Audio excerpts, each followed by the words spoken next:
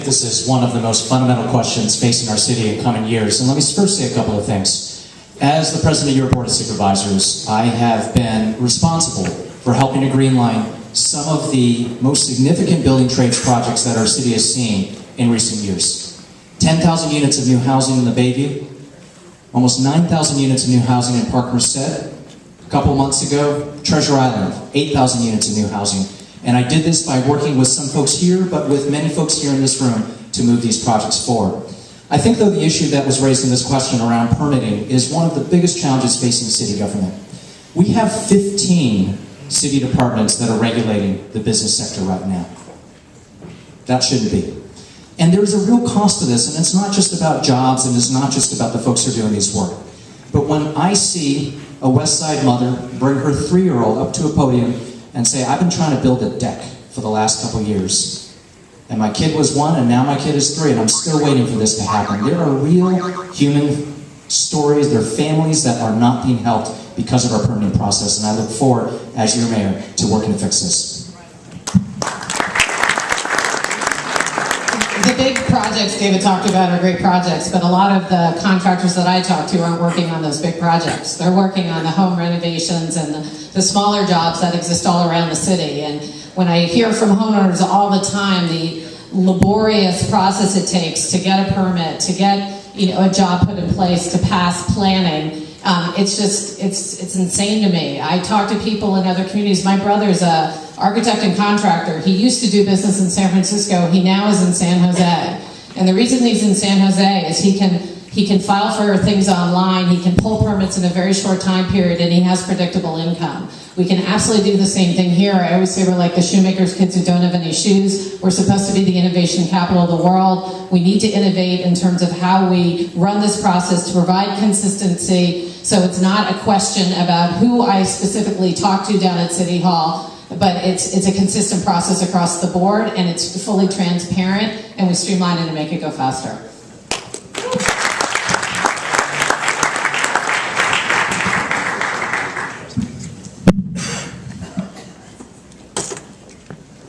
I've been in the middle.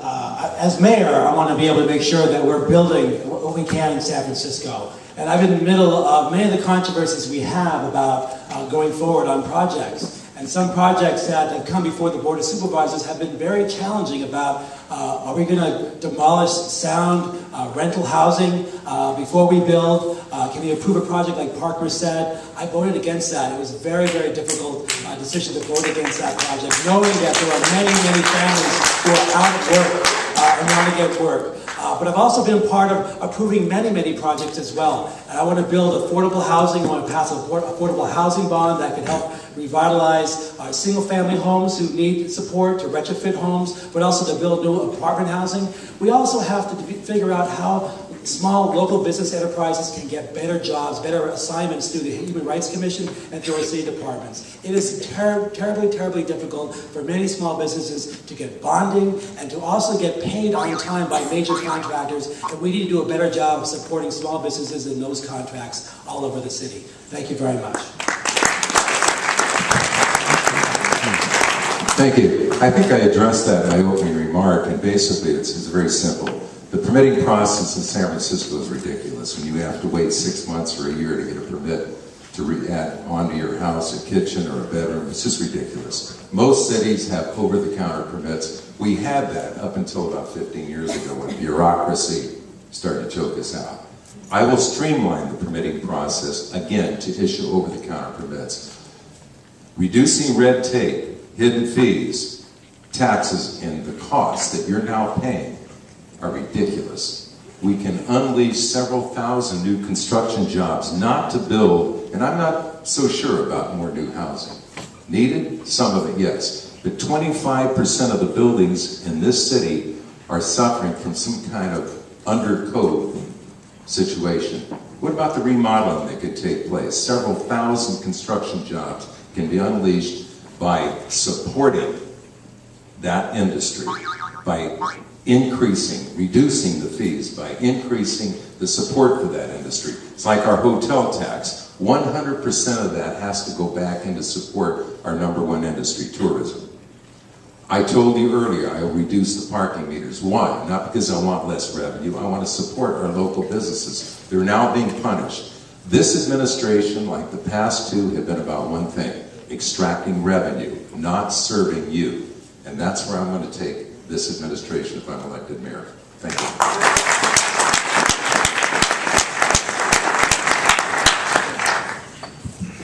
Whoever the mayor is going to be needs to understand that development and jobs is not just simply what's going on in San Francisco. You also need to understand at the state level what's happening. Right now, the development agencies throughout the state of California are poised to be eliminated. I voted against that. I fought against that. But the governor of this state says, let's eliminate redevelopment. That is a $7 billion take of local government. I fought, and unfortunately did not win that issue. The battle and the fight is not over. We need to continue to fight that particular fight, and hopefully we'll be able to recover some of that. But in addition to that, it's not just simply kind of talking about just policies in general. You know, there are many individuals who have said, we've got to fix this problem of the permits. And people thought, well, we're going to fix it by having a one-stop shop. Well, we have supposedly one-stop shop, and still the problem has not been solved. And part of the problem is the lack of leadership. The reason why we still are stuck with the permits is because you have a one-stop shop, representatives of the different city departments, but nobody wants to make a decision.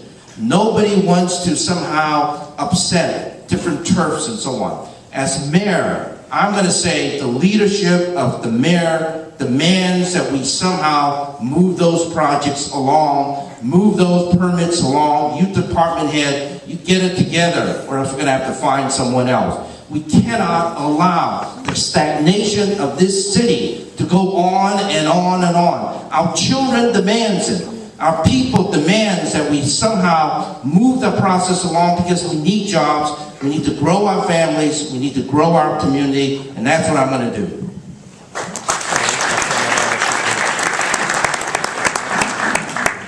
With regards to our permit process, I think quite simply we should just follow the law. We probably have more permit code per capita than any other city I can think of, but yet it seems advisory. It seems like different bureaucrats get to implement it when they feel like it. It depends on what day it is. So quite simply, we should at least follow the law as a first step. I'll give you a prime example. Some of you know I've been very passionate about solar power. Well, I heard from folks in the industry it would take up to 6 months to get a solar permit to put a few pieces of silicon on top of your roof. Doesn't quite really make sense. So I did what Senator Yu said, and I said I got all the parties together. We got the building department together, with the planning department, with the fire department, to say, how do we streamline this process? They all had reasonable points. They were all doing their job. So what we wanted to do is make sure they could all do their job, follow the law, and still we could get over-the-counter permits. We were able to streamline 99% of solar permits in San Francisco because we got all the parties to the table, we figured out what the interests were, and we were able to come together and work together.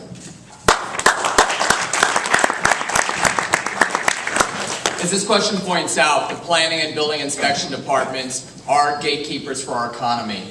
And by delaying permitting, what you're doing is preventing tenant improvement work, which is construction jobs, preventing the employment of individuals, which are those who are going to work in those businesses. And at Neighborhood Services and as a supervisor, I've been directly involved. I co-sponsored Mayor Newsom's stimulus package to move permitting and fees to get projects going and to get more construction jobs. But more than that, I initiated the upper market planning process. When we had Market Octavian, a lot of the parking lots and underused properties, and I brought neighbors together. Hundreds came out, so we didn't have view fights. And so you can look at projects initiated by Joe Cassidy and Brian Spears and Angus McCarthy, and we were able to get those projects entitled. I've also taken a stand when the board has tried to change the rules in the middle of the game, and I've kept projects moving forward. And as mayor, I will be scrappy, roll up my sleeves, and make sure that our economy is moving through these entitlements. Thank you.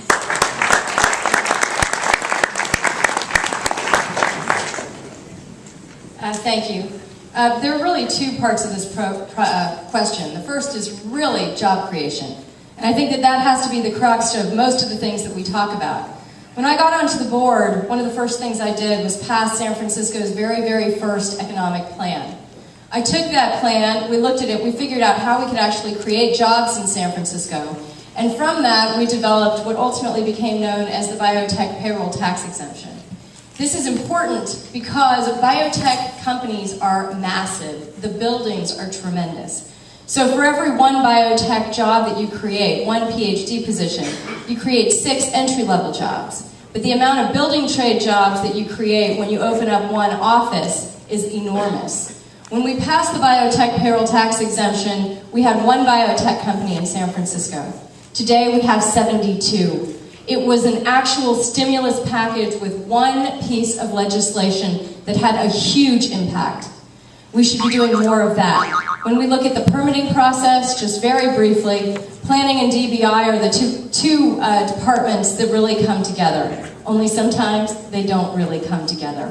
I think most of us have gone to planning and then been told that they have to go to DBI, and then you go to DBI and they say go back to planning. In cities like Vancouver, they have merged both of those departments under one umbrella so that the process is actually streamlined, so that there is no duplication. And San Francisco should certainly be looking at a model very similar to that. Thank you very much.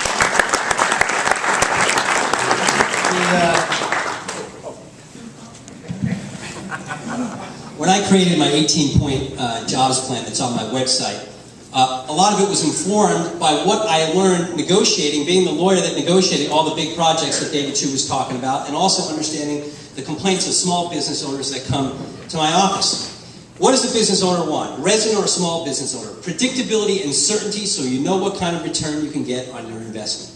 And that is the biggest complaint that people have about city government, the unpredictability. That's why the number one thing we could do is create a new system of early feasibility votes on large and small projects so we know what projects should be green-lighted and fast-tracked to promote earlier community collaboration and produce predictability for developers of projects. 2, small business owners, what's their biggest challenge?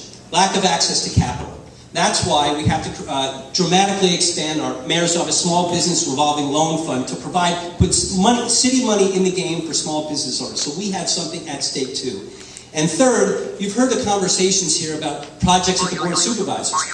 I got to tell you, I don't think that the Board of Supervisors should be acting as a super planning commission on projects. Let the planning commission do its job.